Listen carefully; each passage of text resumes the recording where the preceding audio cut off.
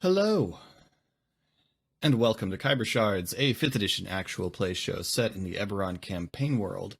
It is Friday, so we have a Khyber Shards Answers tonight, and we are joined by Colin. It actually is Friday. It's That's usually weird. actually Yeah. Thursday when I say it's Yeah. Friday, but tonight it's actually Friday.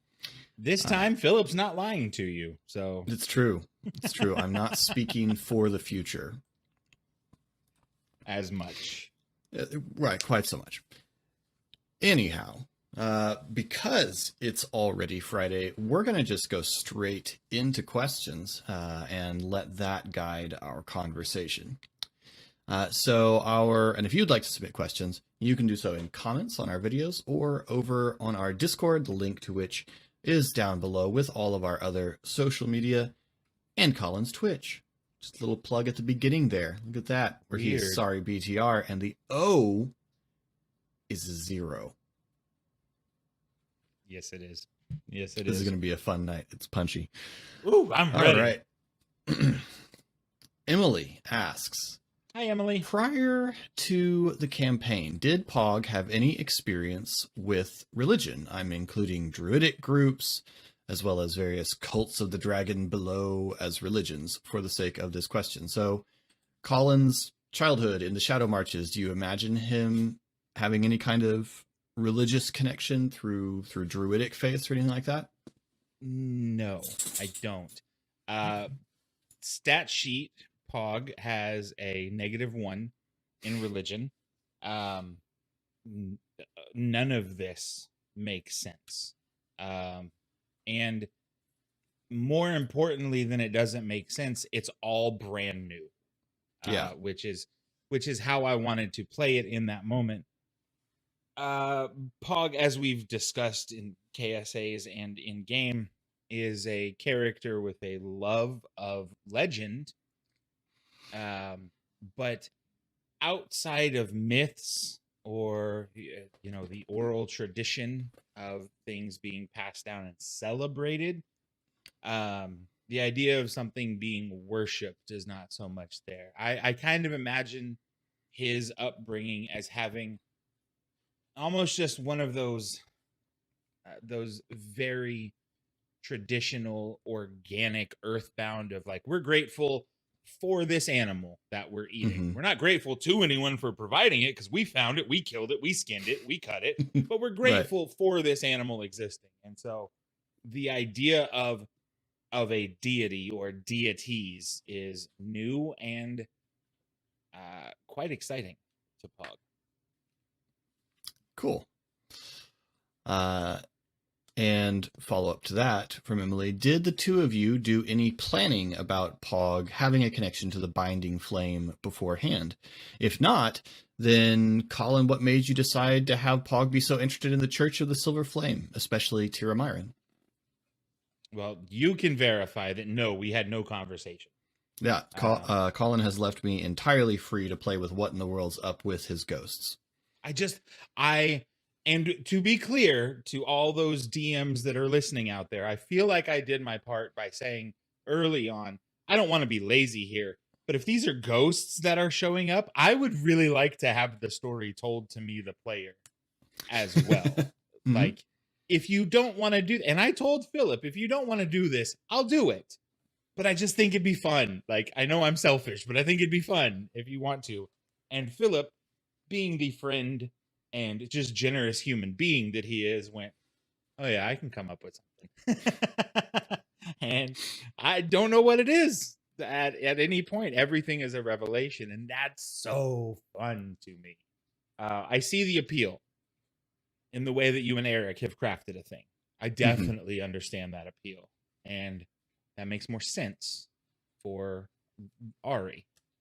But if we're going to play something being slowly revealed about ancestry, like, I think it's cool to play into that mystery. So any questions you have, ask Philip when I'm not here, because I don't watch the KSA so that I don't meta game super. What made you decide to have Pog be so interested? Philip knows Pog, and granted, I didn't know I was going there until I literally just went, oh, okay, Pog will follow.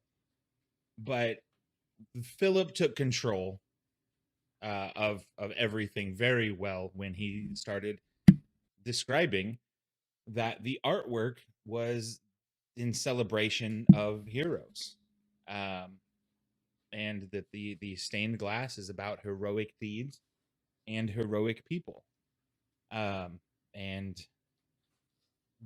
coming at it from a place of no religion. Because I did glance at the character sheet, we have not gotten into religion previously on here. And so going into a church, I was like, Pug's probably never been in a church before.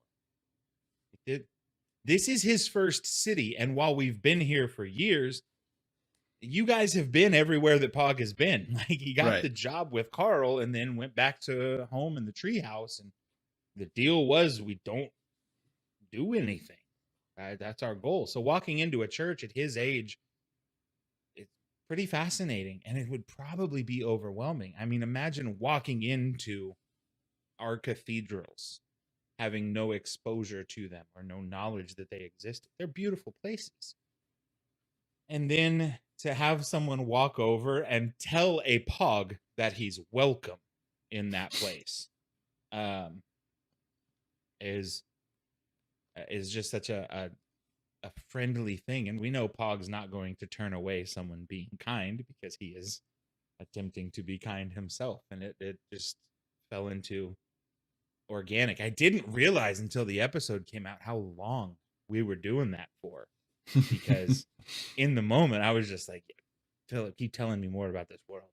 Tell me more about this church. I want to go to there. Like, I'm having so much fun being in this place and looking at these stained glass. So it was just it was the kind of place that Pog would be fascinated, and he was made to feel welcome, which doesn't happen very often when you're a giant half orc who's now famous for beating Kolos in the Red Ring. You're welcomed, but far more aggressively than the priest was. Is the priest the correct term? Okay. Cool. Yeah, no, I really enjoyed getting to play that scene out. That was not, I didn't know they were going to go look for help from the Knights of Thrain on this job. I anticipated, casing the docks with shade, or with some of them, but getting help from the Knights of Thrain wasn't on my radar, and so it just kind of it worked organically. It was just a moment where I thought, this is a place that would interest Pog, and then when it really interested Pog, I decided, yeah, okay, this is a good moment for this, to sort of draw an opening, I guess, to create an opening for exploring that side of Pog that we haven't really spent much time exploring. It's there. It's been around the edges of the story for a while, but it hasn't been explored in any kind of depth yet. So I loved that. That was so much fun to do. And then I got to have fun with After Effects. That's true. That's very true. You are officially a far more diverse editor than I am. I'm quite proud of seeing how your growth has happened in that department. You're killing the game. Emily had a question about Pip. Is there any reason why you decided to have Pip be so nosy about Ezri's conversation with the elf girls? It seemed important. Mm-hmm. That's really it. We haven't been at school very long. And so there's not like an established hierarchy of the student body in my mind. And the student body is also too small for there to be cliques at this point. Obviously, naturally gravitating towards each other. but not to the point where someone who's as socially inexperienced as Pip would recognize that the girls might have thought that there were boundaries. Mm-hmm.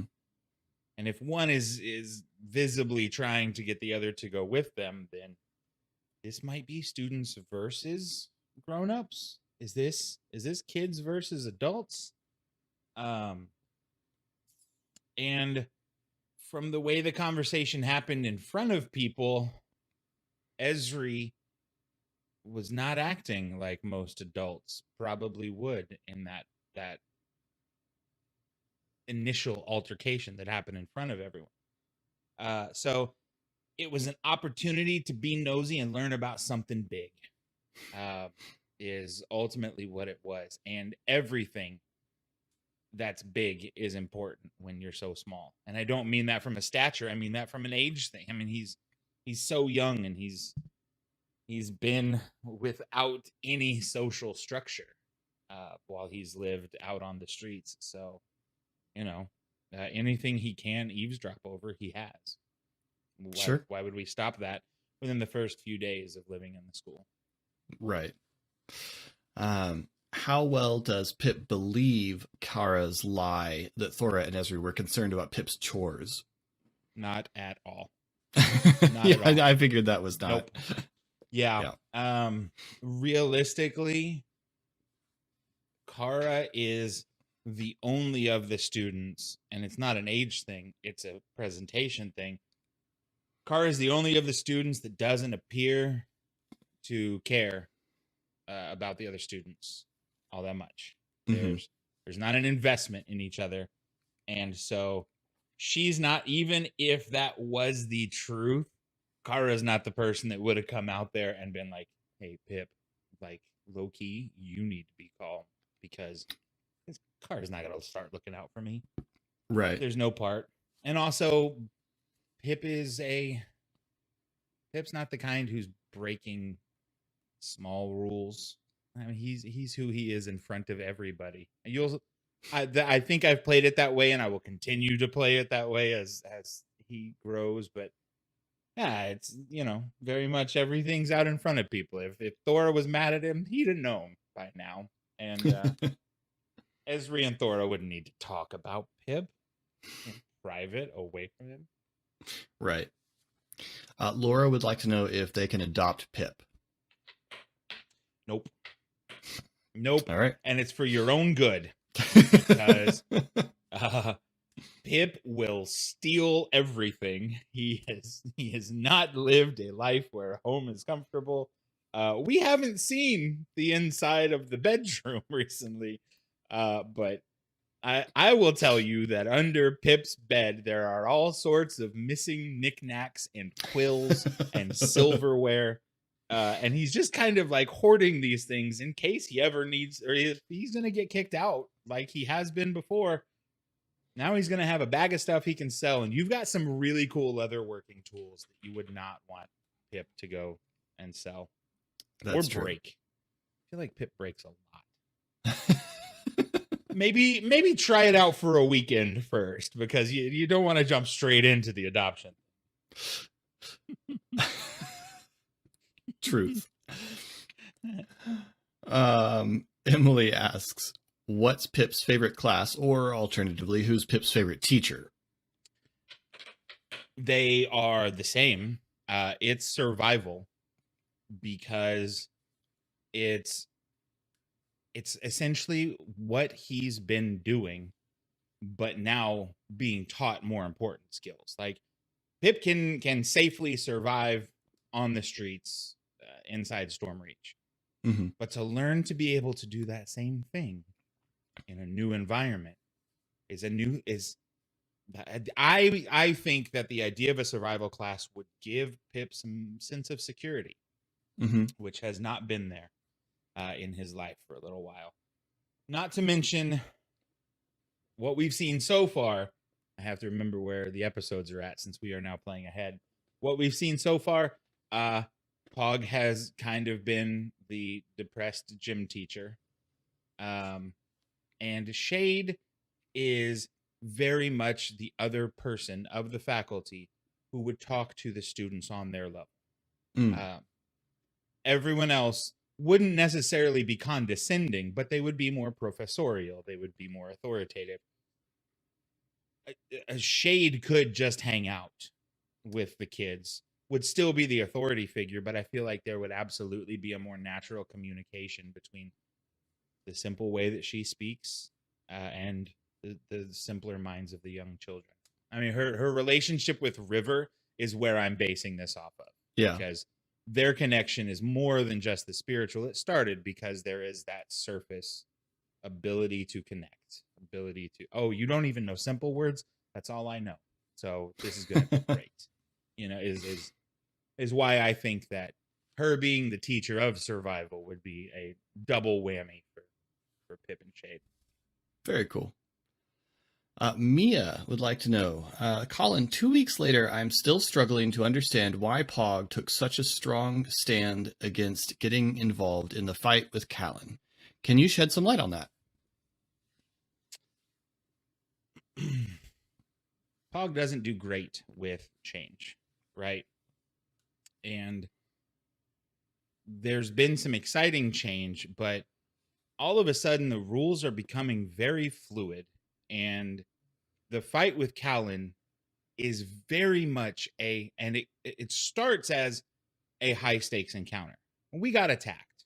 We have to defend ourselves against these people, the big beefy boys, and that's fine. We can get into this fight. Pog has got no issue with that. But then, like, super, like, poofy Ari just is gonna go off and pick a bigger fight. That guy didn't hit us, and it looks like he's involved with the big beefy boys hitting us, but we didn't hear him command it, and everybody turned to leave Pog still fighting. That is, and I don't want the players to hear this and change things, because it gives me something very fun to play off of. But that's getting really old. That everybody starts in on these big, intense, dangerous fights and just goes, Pog's got it. I'm gonna do what I want to. That makes sense tactically. Pog does have it. Like, I'm fine. I've got the HP. It's fine. But, like, why am I the one getting beat up by the guys that hit you and then you Misty stepped away? You know, like, to then go and destroy something when we're at a point now where you've already got me taking jobs from Thora, someone that I have out loud said, I'm only trusting because you guys are trusting, while working for a school, which I've already out loud said, I'm going to work for this because you guys want to work for this, but I don't know, like, what we're doing. And all of this is happening within months of us going, hey, we don't draw attention. Like, think about the fight that we had with the mummy in the square. It was like, yo, who saw us? What did we show? When Donabella threw the silverware, it was like, get into the house, shut the door. And now we're just like exploding a forest in the middle of the town, and this is cool. And for what? None of this was ours. And at the point when Pog said something out loud, he was the only one who had been in danger for rounds, because everyone else, I mean, Shade was in mud, but so was the dude who could have hit her and wasn't. So what are we doing? I just left a lobby full of corpses here, and you guys are chasing a fight that didn't pick with us. That doesn't feel like what we've been doing. It doesn't feel like who we've been. And I don't know.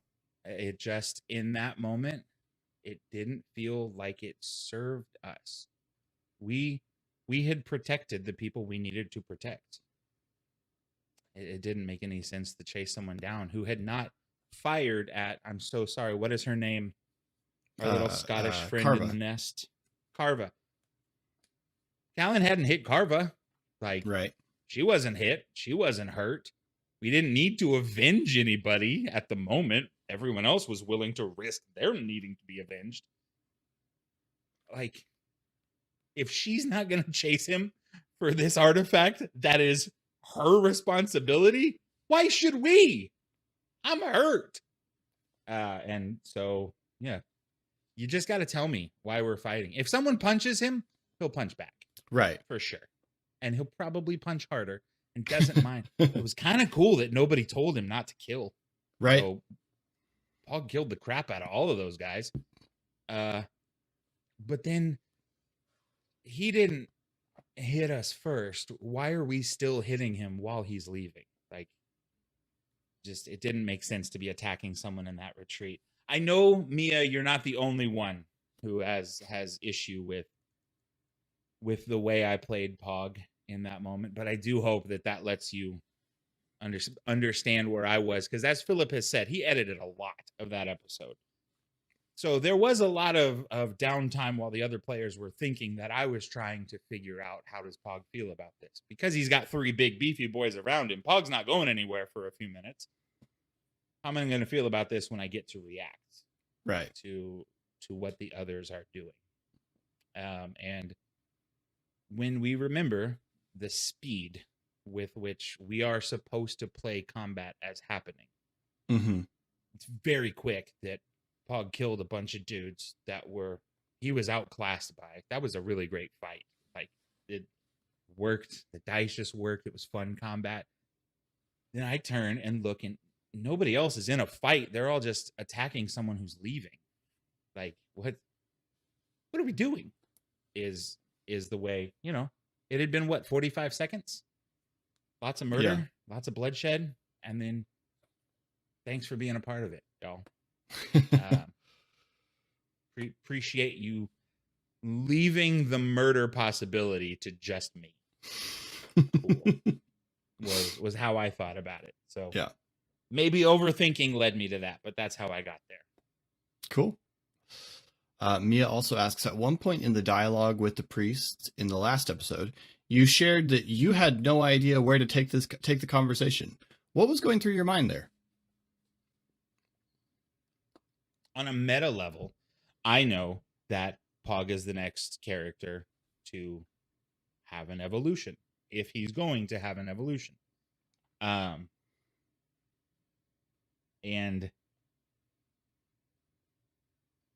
Philip's improvisational abilities to turn that scene created a moment that hadn't even been on my radar, because everyone else has had a moment that occurred in combat. And this was a moment of character revelation that was happening in casual passing conversation while we're on a side quest. Like, there was no part of Colin that was prepared to have a conversation of this weight. So it helps that I'm playing a character who has a -1 religion, because he just goes, oh boy, all of a sudden this house has to matter to me. Oh my goodness. Like, it was big, just felt big. And I was player as overwhelmed as I think the character would have been. What were your thoughts about how that encounter went? What were you hoping? Or I liked a couple of things about that encounter. One, there's a narrative concept in world building that is sometimes referred to as the perspective, or the least informed perspective. That rather than just info dumping on your readers, you put them in the perspective of someone who genuinely doesn't know, so that they can learn along with them. It's Lord of the Rings is a good example of it, because in almost all scenes, of course it is. Yeah, of course it is. In almost all scenes, Tolkien puts us in the point of view of the character who knows the least about the situation. We're always one of the hobbits, or we're Sam if we're any of the hobbits, we're Sam because he knows less than all the other hobbits about the wider world, and things like that. And in that particular moment, Pog was such an ideal person to have that conversation with, to be able to talk about what's the silver flame without me having to break character and go, all right, so your character would know, which I don't mind doing. I mean, that's just part of playing D&D, but it's so cool when I get to explain some lore without needing to break character. Like that was really fun for me. 'Cause that wasn't like deep archaic lore, like the stuff that we've talked about with the Sphinx or the giants, that kind of stuff. It's, the silver flame is very present in Eberron, as a major religion. And so getting to, essentially lore dump on, on Pog, but to do so in a way that didn't feel at all narratively awkward, I really, really enjoyed. And like really right up to the moment that I went, Pog, I was genuinely engaged in, am I going to do this? Do we have time to do this? Should I do this right now? Yeah, let's do this right now.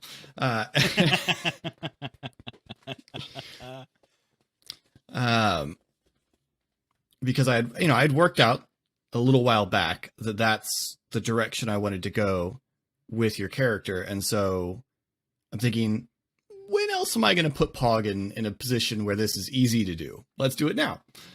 So that was really fun.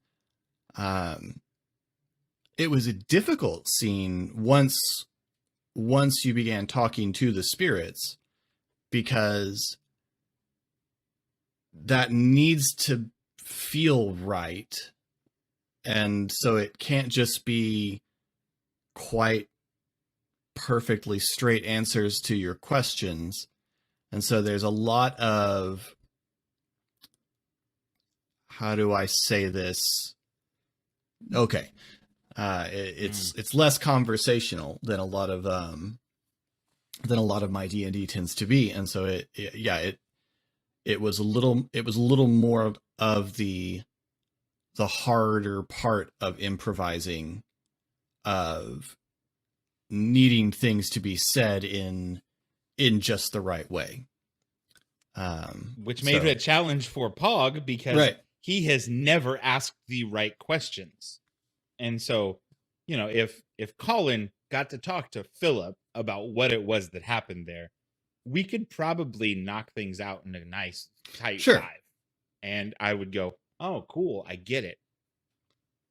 Pog is Pog, and all of this is new. So, it was a lot to have to role play too, of like, how do I learn something while intentionally asking bad questions that are natural? Because even someone like Shade, in her moment with the Sphinx, said, I'm sure I have more questions, but I can't think of them now, which is a very natural moment to be in as a player, to go, oh, I found the book that has every truth I need. Why can't I think of what to look up in the index? Right. And I have a limited time with this. And with Shade, she was in the physical presence of it. Pog is looking at a candle and hearing a voice that no one else is reacting to. So, it was hard. And so the questions of who are you, and having beautiful general responses, Colin wanted to go, are we related? Are you my family? Right. But Pog is not thinking about lineage anymore, because that's in the past. And player Colin knows we'll get to that because we're on the ancestral path. But Pog's not thinking about his mom or his dad or his grandparents or what houses he would have come from. He's thinking about House Tarkanan right now. Right. And 3 minutes ago, he was thinking about, we're Strike Force means we're mercenaries now, huh? And this is not a glory job. This is a do something for other people's glory job. And then all of a sudden it's, hey, here's an answer guide. Better go quick because the candle will burn out. You know, it was tough. It was tough. And I loved being put on the spot like that. There's also something very challenging about this medium. Knowing how great a human our viewers are, it's also still kind of plays in the back of your mind of like, you know, you better ask something worthwhile. Yeah. Other people are going to have questions, and you're not going to have asked them. Better have a good reason why you didn't ask that question, you know? So yeah, it's, it was just a lot of moment. It was.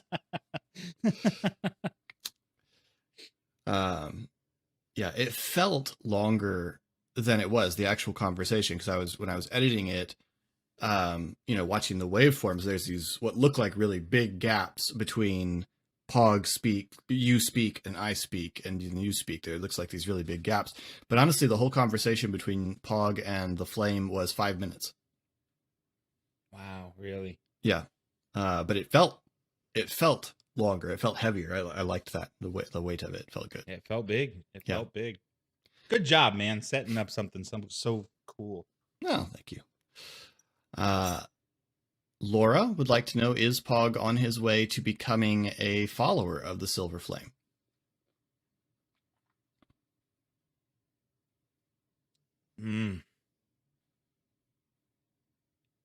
That's a big question for being where we're at right now. But there's a high probability, if for no other reason than there seems to be a direction for him in that life, one way or another. He's not been smart enough to figure it out. Obviously, we're not supposed to be smart enough to figure it out in your first conversation with an entity like that. But it seems like the Silver Flame believes in him. And that's a big thing for Pog, and it's the right time for that to be happening and to be revealing itself to him. So yeah, probably. If I had to guess about the years ahead of Pog, probably. Right. Very cool. Yeah. And our last question is from Nathan. Nathan asks, what kind of character would you like to play in your next D&D game? Oh man, that's such a hard question, because now that I'm in my first long form campaign, and I think you are exactly the right person to understand what I mean here. I basically just want to play in a whole bunch more games. Yeah. Because there is so much cool stuff to be done, and I want to do all of it. Yeah. I will say I will definitely, for my next character, I will definitely play something that is a magic user far more heavily. I don't have to do any of the inventory management of spell slots and things like that, and sorcery points. And so just from an academic perspective, I really like the idea of learning that. But if I were to sign up for something else that I knew I was going to play for, we're at like 90, 100 hours of gameplay that we've played right now. Yeah. I like the way the character handles. I like his capability. I probably would have gone with something more agility based. Maybe go with a ranger type. You know, staying in the battle, but not necessarily being the tank guy. Although I'm loving being the tank guy. I have no complaints about who Pog is letting me play. But I don't. I want to play everything all at once now. Yeah. Basically, I just want to have silvery barbs also going forward. I think is important. No, I'd like to get some experience with the deeper involvement of magic. Because, Yeah. Right now I've got a few spells. I kind of trapped myself because trying to be as responsible a player as possible, and I got some super big, like, destructive spells right off the bat. Like, Scourger sets the world on fire. So yeah, probably go with a magic user, but it's also fun to play. I'm just on a tangent here because it's fun to play the guy who's not very magical, surrounded by the magical characters. There's something that's really enjoyable in that dynamic, especially enjoyable when there's a character like Ezri who's almost bored by his own magic and then sometimes pleasantly surprised by it. Like, it's not weird for him that he can just explode into spores and float away. And then at the same time, he can explode a forest and be like, oh, that was bigger than I expected. And I think that's so fun. It's so fun to get to react to. So, most importantly, Nathan, I just want to keep playing. Yeah. And I want to keep exploring all of it. What should I play? What would you recommend that I play next time? I would like to hear responses to that in comments below, because that would be interesting. I want to know what you guys think, Colin, but have fun playing. Just based on what you just said, and that primarily, I think something that's a what we might call a half caster, meaning you get some spells, but it's not the giant pile of spells. So half casters are rangers, paladins, artificers, and there are even some subclasses. Like there's a rogue subclass called an arcane trickster that gets some spells, and a fighter subclass called an eldritch knight. So there's lots of ways to get like a little taste of magic. And then warlock is kind of the same way, because warlock gets very few spells, but they cast them big, like they hit hard. Nice. So yeah. I feel like I might be accidentally going that way right now. Yeah, that's true. I have just leave a trail of destruction behind them. Yeah. So there's that, and I tend to like characters that can do. I've yet to play a character that's purely magic. I tend to play characters that have some magic, but most of my characters tend to lean towards the martial because I like weapons. Yep. So that's it would be a challenge for me. I occasionally think to myself, I should really just play a caster, like just to do it, just to play a caster. But then it's like, why should I? Like, if I know I'm going to like having a sword or a bow or a spear, why should I not? Like, so that's like always people that start out a new play of Elder Scrolls, and you're like, I'm only using broadswords. Right. This playthrough's only broadswords. And then you're dual wielding daggers like 3 hours in. Because you get in and you're like, okay, this is, I was right. This was not interesting to me. Yeah, and that's one way that I may have unintentionally shoehorned myself. I love Fury's Edge, don't get me wrong. But I did go the route of like, we use the big weapons. And I think it would be just from a style side, it'd be fun to be playing someone who could, be holding two swords. And I could be doing that, but why would I be doing that when I have Fury's Edge on my back? That's the thing you cleave everything with, right? I mean, you ever want an answer to that question, you just speak to this guy right here, and an answer can be provided. That's fair. That is fair. I have some dragon shards and a lot of gold that I may need to put to use. You could absolutely get get so much gold. Get bespoke weaponry from Black Iron. I know somebody for that. Yeah, I was gonna say you are real close with a weapon crafter. At least with his daughter. Who is a weapon crafter, right? She made that glaive. That's true. A glaive. Uh-oh. It's time for some off-cam conversations, Philip. Ooh, I like it. Well, let's go have those off-cam conversations, because that's all of our questions. Thank you all so much for submitting the questions. It is always a pleasure to get to explore these characters, and frankly, it's useful to me as in running the campaign for you guys to interrogate the players in the way that you do, because I always come away with ideas. So thank you. You can submit questions, as I mentioned before, in comments on our videos or over on our Discord.